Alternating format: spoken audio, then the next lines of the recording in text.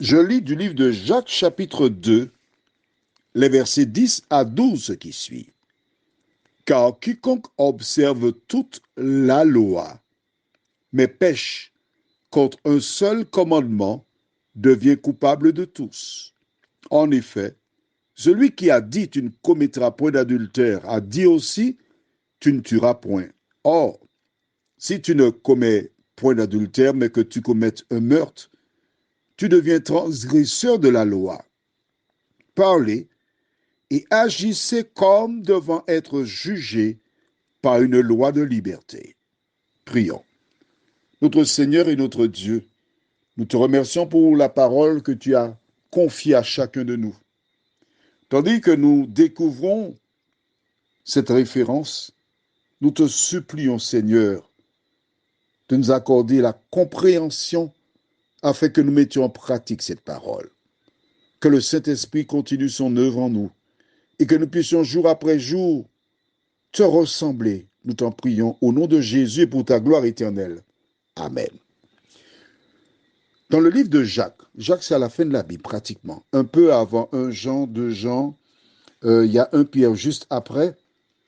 Jacques, qui est un des disciples de Jésus, déclare, car quiconque observe toute la loi, donc il y a une loi qui a beaucoup de commandements, puisqu'il dit toute la loi, mais pêche contre un seul commandement, devient coupable de tous. C'est ce que je t'expliquais pour le code de la route. Tu violes un des panneaux, tu es coupable et tu es sanctionné. C'est ce qu'il dit. Maintenant, il faut savoir de quelle loi il s'agit. Il y a beaucoup de lois, mais note que nous sommes à la fin du Nouveau Testament. Il y avait ce qu'on appelle la loi cérémonielle qui consistait à tuer un animal et obtenir le pardon par le sang de l'animal. Cette loi-là, elle a été crucifiée lorsque Jésus est mort, parce que le sacrifice représentait Jésus qui devait venir mourir. Donc celle-là, elle est abolie. Mais Jacques dit à la fin de la Bible qu'il y a une loi qui n'est pas abolie. Et nous serons jugés par cette loi. Pourquoi j'en parle? Parce qu'on a vu qu'Abimelech a parlé de péché. Or, nous verrons de quoi il s'agit. Mais la loi dont il est question, on trouve là-dedans, tu ne commettras point d'adultère et tu ne tueras point. Tu es une personne sage, intelligente. Donc, tu sais que tu seras jugé par une loi dans laquelle se trouve tu ne tueras point et tu ne commettras point d'adultère. Il te suffit de chercher cette loi, savoir ce qu'elle dit et veiller à respecter chacun des commandements de la loi. Alors attention, la loi ne sauve personne. Tu es sauvé exclusivement par le sang de Jésus de Nazareth. J'aime les métaphores, je l'utilise toujours, d'accord? Il te faut accepter Jésus. Et quand tu as accepté Jésus, c'est-à-dire que tu as le permis de conduire. C'est cela. Et afin de garder ton permis de conduire, tu fais quoi? Allons. Tu sais, tu respectes le code de la route.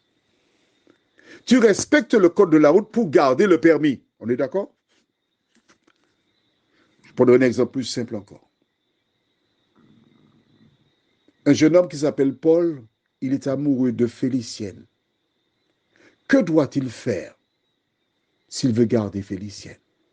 Il doit faire plaisir à Félicienne. Félicienne lui dit, tu sais, Paul, il y a 10 choses que je n'aime pas du tout. Exemple, je n'aime pas que tu urines n'importe où. Je n'aime pas le mensonge. Je n'aime pas que tu regardes les femmes. Je n'aime pas que tu boives. Je n'aime pas que tu joues ces billes, jeux d'argent. Je n'aime pas que tu te drogues. Je n'aime pas que tu boives de l'alcool. Je n'aime pas, etc., etc. Il y a 10 choses que je n'aime pas, Paul. Est-ce que tu m'aimes, chérie? Que dit Paul? Oui, mon amour. Alors, mon amour, si tu m'aimes, montre-moi que tu m'aimes en respectant ma volonté. C'est la même chose. Prions. Notre Seigneur, notre Dieu, nous sommes heureux de savoir que c'est seulement le sang de Jésus qui nous sauve. Et rien d'autre, Seigneur. Rien. Le sang de Jésus. Mais Jésus a dit, lorsque tu m'acceptes, lorsque je vis en toi, tu as crucifié le moi, Galates 2, verset 20. J'ai été crucifié avec Christ, oui, parce que je suis un pécheur. Et si je vis, ce n'est plus moi qui vis, mais c'est Christ qui vit en moi. Et quand Christ vit en moi, il produit les fruits dignes de la repentance. Quand Christ vit en moi, je ne peux produire d'autres fruits que les fruits de la justice.